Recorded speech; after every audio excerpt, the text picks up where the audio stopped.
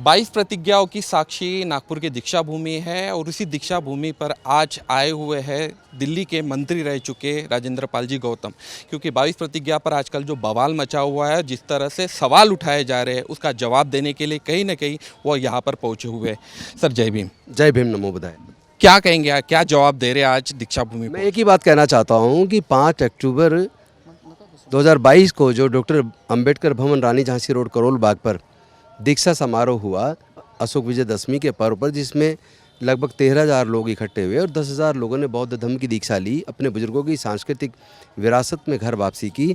और वो जो 22 प्रतिज्ञाएँ हैं, मुझे आज ये बताते हुए बड़ा गौरव हो रहा है कि यहाँ की सरकार ने ही खुद वही 22 प्रतिज्ञाएँ आप दिखाइए, ये पूरी की पूरी 22 प्रतिज्ञाएँ खुद सरकार ने लगाई हैं।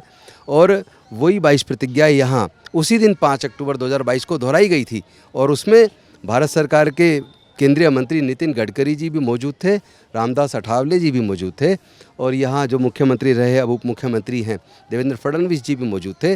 तो बीजेपी बेसिकली ये जाति धर्म की और नफ़रत की राजनीति करती है, उनको मानवता में भरोसा नहीं है।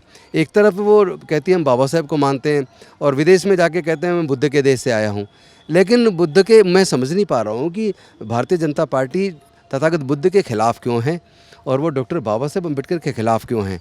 ये दोहरा चरित्र पूरी दुनिया देख रही है और मैं समझता हूँ आने वाले समय में देश के लोग उसको इसका जवाब जरूर देंगे।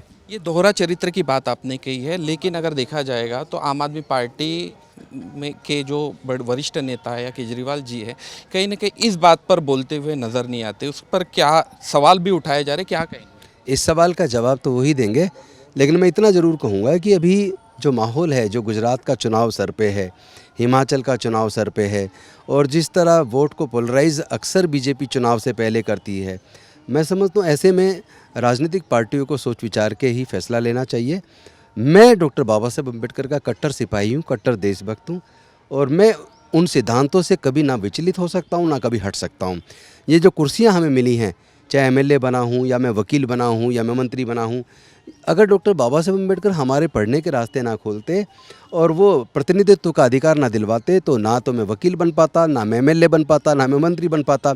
तो बाबा साहेब के विचार से भटकने का या डरने का सवाल ही पैदा नहीं होता। पार्टी की छवि कहीं न कहीं खराब हो रही है। कल गुजरात से कुछ लोगों के इंटरव्यूज आते हैं। करूँगा, आप मेरे से राजनीति की चर्चा ना करें, आप मेरे से धम्म के बारे में बात करें, बाबा साहेब के विचार के बारे में बात करें, अपने समाज के ऊपर होने वाले दुख दर्द पे बात करें, तो मैं निश्चित तौर पर खुशी खुशी आपके सवालों का क्या जवाब। मैसेज लेके जाएंगे यहाँ से इस 22 मैसेज यहाँ मैं आया, जो आज इसलिए आया यहाँ, ताकि मैं देश के लोगों को बताऊं कि देखो भारत की सरकार ने ही ये 22 प्रतिज्ञाएं लगवाई हैं और उस 22 प्रतिज्ञाओं को जब आप 22 के 22 को पढ़ोगे तो आप खुद कहोगे कि इससे मानव का कल्याण होगा और देश के लिए ये बड़ी हितकारी है। रही बात इसकी, जो वो मुद्दा बनाते हैं केवल 3 22 प्रतिज्ञाओं को पढ़ते हैं, उनको 22 की 22 प्रतिज्ञाएं पढ़नी चाहिए। और दूसरी बात, जब कोई धर्म परिवर्तन करता है, मुस्लिम बनता है अगर, तो मुस्लिम धर्म अपनाने की प्रक्रिया होती है, ईसाई बनता है तो इस ईसाई धर्म अपनाने की प्रक्रिया होती है, कोई हिंदू धर्म ग्रहण करता है तो हिंदू धर्म ग्रहण करने की प्रक्रिया होती है।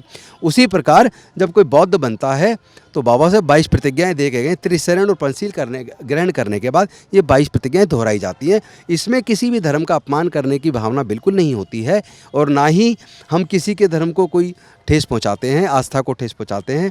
क्योंकि हम डॉक्टर बाबा साहब अम्बेडकर को मानने वाले, बुद्ध को मानने वाले लोग हैं, हम कभी सपने में भी किसी दूसरे को आहत करने की बात नहीं सोच सकते।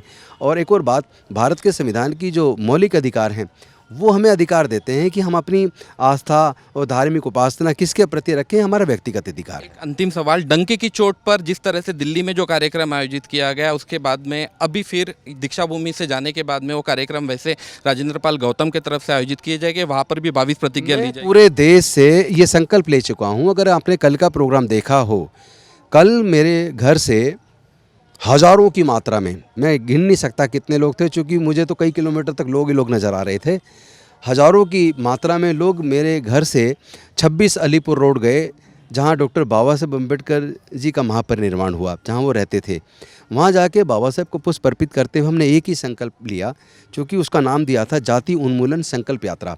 और बाबा साहेब को हमने पुष्प अर्पित करते हुए संकल्प लिया, हम अपना पूरा जीवन अब भारत से जातिवाद को ख़त्म करने पे लगाएंगे। और जो रोज़ रोज़ घटनाएं आती हैं ना, हमारी बहन बेटी के साथ बलात्कार करके हत्या, हमारे भाइयों का मूंछ रखने पर हत्या, घड़ा छूलने पर हत्या, तो ये हत्या अब हम और ज़्यादा ये दर्द सह नहीं सकते। लोगों को सोचना होगा कि ये दर्द आप हमें देंगे तो फिर आपको भी ये दर्द मिलेगा। ये अच्छा चीज़ नहीं, इससे भारत कमज़ोर होगा। हम भारत को कमज़ोर होते नहीं देख सकते। धन्यवाद। तो देख सकते हैं कि जातिवाद को समाप्त करने का इसी दीक्षा भूमि पर संकल्प लेते हुए कहीं न कहीं एक ललकार दी है। जातिवाद जो फैलाते हैं वो पार्टियां और उन लोगों के खिलाफ, मनुवाद के खिलाफ एक कहीं न कहीं ललकार राजेंद्र पाल गौतम की है, जो आज दीक्षा भूमि में यहाँ पर पहुँचे थे और 22 प्रतिज्ञाओं को देख रहे थे, जो 22 प्रतिज्ञा पर सवाल उठाए गए। कैमरा पर्सन विशाल रायपुरी के साथ मुकेश राव, इक्वालिटी न्यूज़, नागपुर।